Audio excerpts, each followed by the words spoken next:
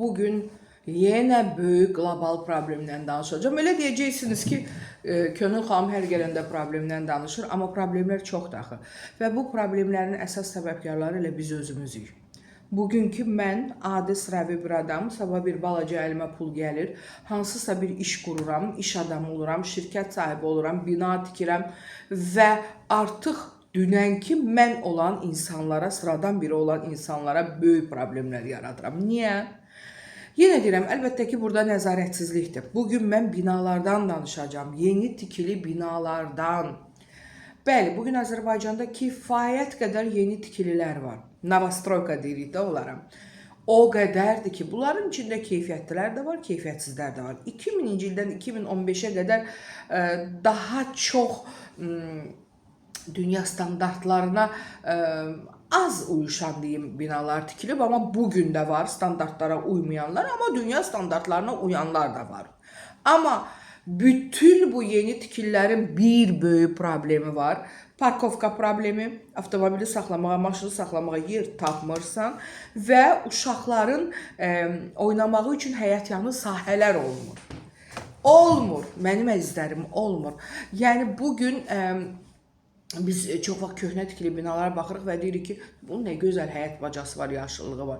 Yeni tikili binaların yoxdur. Mənim əzizlərim, yoxdur.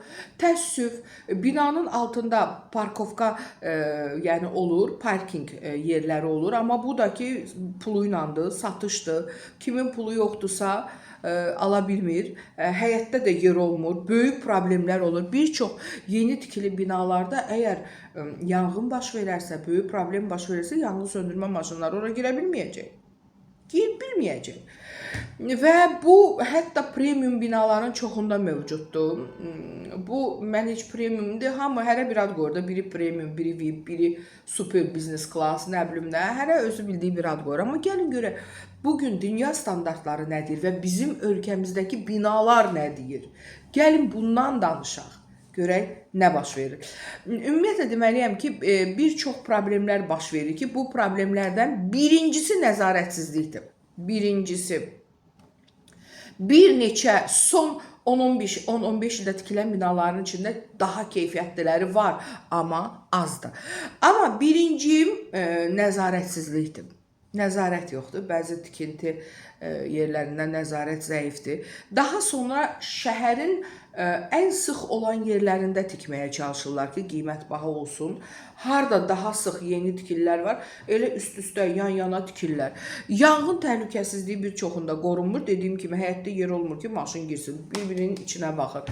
Və istismar sonrası nəzarət olunur. Məsələn, keçən dəfə mənim bir rəfiqəm ev almaq istəyirdi və biz ona ev axtarırdıq. Gəldik, Həzaslanıvda evlərə baxırdıq, metronun üstündə. Valla orada biz bir evə qalxdıq, şəkildə elə gözəl idi. Elə gözəl ev idi, mansardıydı, içəridə ikinci mərtəbə bulan, çox gözəl. Amma biz qalxdıq, lift 16-cı mərtəbəyə qalxır, 17-yə lift yoxdur mansarda və 16-dan 17-yə qalxanda biz düşdük hörümçək toruna. Yəni bütün binanın şunurları, tokları, tok deyirik də, loru dildə danışıram, o enerji, elektrik cərəyanı bütün binaya, 17 mərtəbəli binaya elektrik cərəyanı daşıyan o şunurlar, o naqillər, cərəyan naqillər, hamısı var belənçi qarışıq bir şeydir. Mən qorxdum. Rəfiqəm dedi, vay bu nədir? Dedim, gəl bir evə də baxaq. Bərbad idi, bərbad.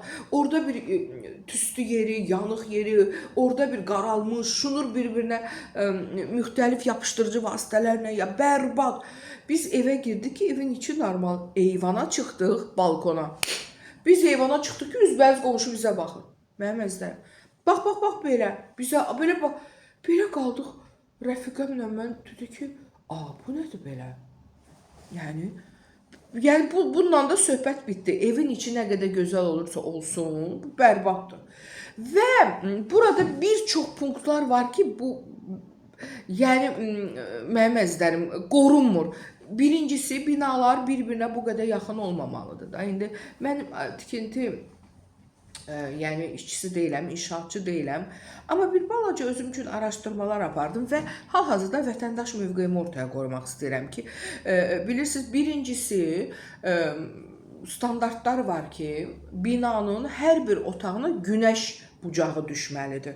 Günəş çıxır, o enənə qədər binanın, bir insanın bir evinin neçə dənə otağı varsa, hər otağa günəş düşməlidir, bu qaydadır. Günəşin düşmə bucağı var ki, yəni bunların arasında məsafə 27-45 dərəcə arasında olmalıdır. Mən qoyun daha dəqiq istədiyim oxuduqlarım. Yəni otaqlarda kölgənin qalmaması vacibdir. Başa düşürsünüz? Hətta pəncərəsiz otaq qadağandır. Bugün biz binalar tikilir ki, o binaları götürürlər, bir otaqdan 2, 2 otaqdan 3, 3 otaqdan 4 otaqlar düzəldirlər. Yəni o rekonstruksiyaya uyğun olmayaraq, o planirovkaya uyğun olmayaraq, dizayn doğru düzgün aparılmır, necə gəldi? Qustar üsullarla və o havasız, pəncərəsiz otaq da bu dünya standartlarına görə otağın pəncərəsi olmalıdır. Pəncərəsiz otaq qadağandır, qəti qadağandır. Amma görün biz nə edirik? Elə kəsirik, doğrayırıq. 50 kvadratdan 4 otaq çıxardırıq. Bir dəfə Xırdalanda unutmuşam, bir qohumum ev alırdı, bir yerdə getdik baxmağa. Daha doğrusu ilkin ödəniş eləmişdi, almışdı. Mən şok oldum. Neçə kvadrat idi? 52. Mən qapıdan girdim, görürsünüz də, mən belə arıq adam deyiləm. Otaqlara böyrü üstə keçdim belə, yerləşmirdim.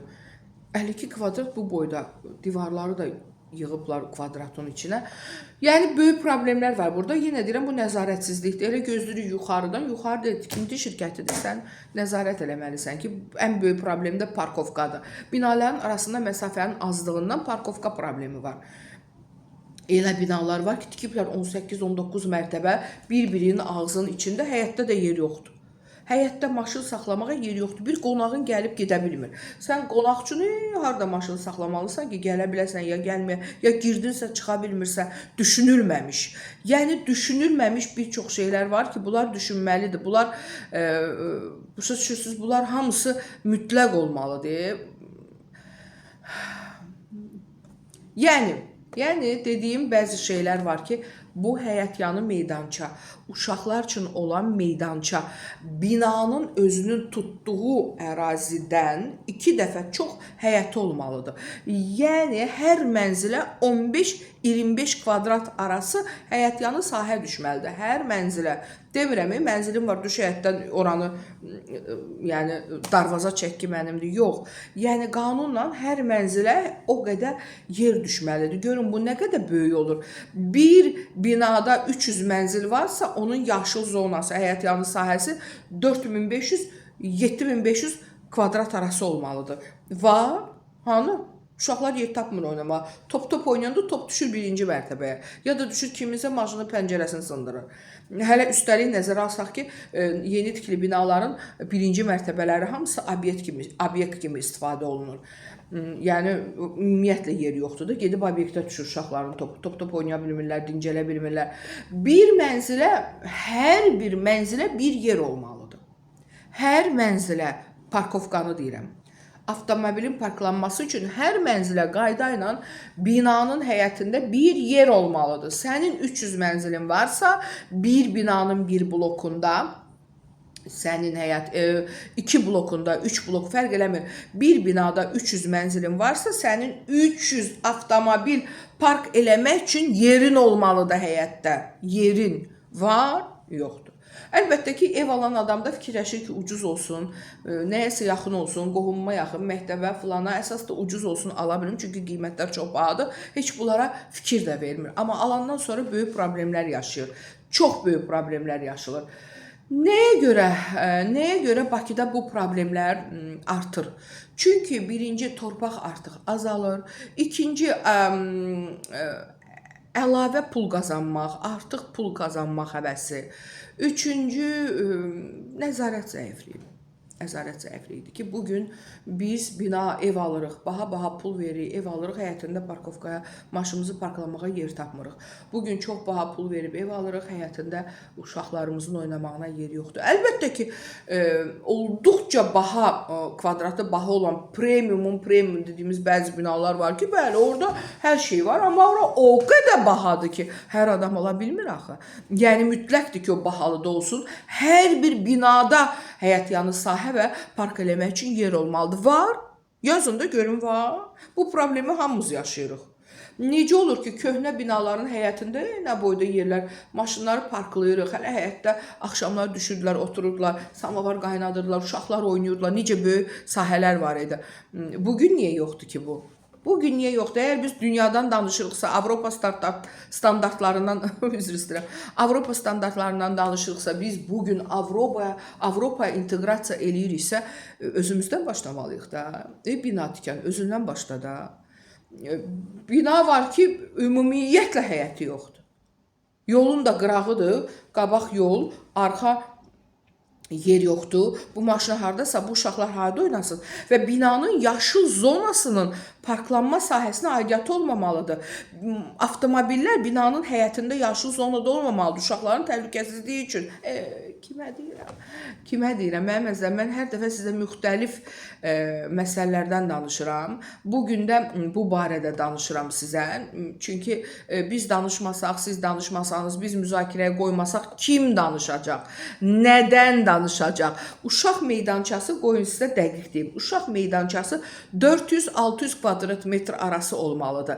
100 mənzilə, deməli hər 100 mənzilə 150 kvadrat metr əlavə kiçik zon olmalıdır. Başa düşürsünüz? Hərəsinə. Nə deyim?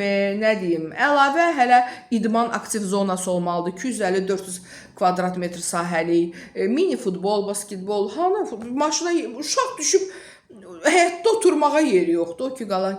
O ki qalan. Hələ bir çoxlarında restoran eləyib, restoran həyətinə də çıxardıb stol stulları qoyub, cəmaatın öz evinə getməyə yolu yoxdur. O stol stulların arasından labirint kimi keçir gedir. Sonra da danışanda deyirik ki, cəmaatın anaqçısı, bağışçısı var. Sənin anan bacın var, xalqın yoxdur. Ana bacı düşünənsənsə, sən obyektivi elə ki, cəmaatın anası bacı sən restorandakı o pub dediyiniz yerdə, nə bilim harada cəmaatın kişilərin içindən keçib getməsən. Ana bacı düşünürsən, tikdiyin binanın həyətində balaların, bacıların oynamağına yeri olsun da, anaların, bacıların düşüb 5 dəqiqə oturmağına yer olsun. Kimə deyirik ki, yenə deyirəm, özümüzdən olmalıdır, amma özümüzdən deyil də, biz özümüz əhəmiyyət vermirik. Yenə deyirəm, pəncərəsiz otaqlar ümumiyyətlə qadağan olmalıdır, başa düşürsünüz. Qaydalar var, amma qaydalara əməl olunmur ki, hərə özünə nəzarət eləsə, hərə özünə diqqət yetirsə, vicdanlı olsa, zənnimcə cəmiyyətimiz düzələr. Amma bugün vicdanlı insanlar çox azdır. Bugün fərasətli, bacarıqlı insanlar çoxdur, amma onlar bu fərasəti, bu bacarığı doğru düzgün yerə yönəltmirlər. Onlar bu bacarığı alayı dolayı yerlərə yönəldirlər. Onlar bu bacarığı fırıldağa, aferistliyə, dırnaq arası yox, elə aferistliyə, fırıldaqçılığa yönəldirlər. Amma onlar doğru düzgün yola yönəltsələr, daha çox pullar qazanarlar. Yəni, o alayı dolayı yollarla qazandığınız pul zaten görürük də, bir gün çıxır ortalığa deyil. Nə qədər adamlar, nə qədər icraları tutublar, zindandadılar, nə qədər iş adamları elə belədir bunlar. Yəni, bugün elə bilirsiniz ki, bugün yediniz, bugün sizin hər şeyiniz var, hər şey düzəldi. Axı, bugünün sabahı var. Bir sabahınızı düşünsəniz, bari o vicdanla bir işinizi görsəniz, bir ömür rahat yaşayarsınız, ömrünüzə də duaçı olar da bu cəmaat. Nəyi qoyub, nəyi danışıram, amma deməyim odur ki, Bakıda əksəriyyət binalar, yeni tikili binalar dünya standartlarına heç uyğun deyil. Əslində, yeni tikili bina benzin doldurma məntəqəsindən üzbəüz olmamalıdır, amma təəssüf ki, üzbəüzdür. Yeni tikili bina müəyyən yaşayış yolundan bir xeyli aralı olmalıdır, amma bugün yolun düz üstündədir. Yoldan üstdən aşağı baxırsan ki, yəni şosenin qırağını. Müəyyən qaydalar var ki, indi onları mən dəqiq bilməyə bilərəm, amma inşaatçılar ki, dəqiq bilir. Mən bugün sadəcə olaraq bəzi araşdırmalar aparmışdım ki, o barədə danışmaq istədim. Çünki hamı mənə yazır. Könül xanım, parklanmadan danışın, avtomobil park eləməyə yer tapmırıq. Ümumiyyətlə, bugün parkovka problemimiz bütün Azərbaycanda var. Bu ayrı bir mövzudur. Bakıda, Azərbaycan yalan deyirəm. Amma bugün binalar tikirsiniz, sıx olan yerdə tikməyin də, bir-birinin ağzının içində tikməyin. Valla bina var ki, eyvana çıxırsan, ayağı aşırıb keçə bilərsin o biri evə. Bu da düz deyil axı, bəlkə o biri evdə ana bacı var, bu evin kişisidir, bu pəncərədən eyvanlar bax belədir, bax belə bitişik. Sizcə bu normaldır? Danışanda yekə danışırsınız. Ağzınıza çullu dovşan yerləşmir. nənəm deyirdi, rəhmətli. Bari o danışdığınıza görə, dilinizə görə dirçəyiniz olsun da. Din, iman, nə bilim, ana, bacı söhbəti, biri durub söz, vurub öldürərsiniz onu. Amma özünüzün gördüyünüz işlərə baxın. Bir-birinin ağzının içində üzbəüz belə belə eyvanlar, üzbəüz ağzının içində bu nə dərəcədə bu başqasının həyatına müdaxilədir? Bu insanların yəni şəxsi həyatına müdaxilədir. Belə bina tikmək olar. Nəysə, bu günə bu qədər. Yadımdadır, uzun illər bundan qabaq bir gün bir tanıdığım adam bina tikirdi. Mən də gəldim dedim, belə bina tikmək olar. Bunun həyətanı, bunun həyət bacası hanı? Bu cəmaət harda oturub bir oyun nerede oynayacaq, qadınlar qeybət eləyəcək, güldü adam. Dedi ki, hə, sən artıq inşaatçı olmalısan. Dedim, yox, düz demirəm ki, yaşıl yanı sahə deyirəm də, yəni yaşıl zona demək istəyirəm. Şərt deyil ki, orada düşsünlər, qeybət eləsinlər, nədə oynasınlar. Uşaqların oynamağına yer olmalıdır. Eləcə də həmin bina sakinlərinin asudə vaxtının faydalı keçməsi üçün bir zona ayrılmalıdır. Bu idman kompleksi ola bilər, bu istirahət yoxdur. Yoxdur. Yəni hər nə iş görürsə görək, önəmli olan odur ki, gördüyümüz işi keyfiyyətli görək, vicdanlı görək ki, bugünün sabahı da var. Təşəkkür edirəm.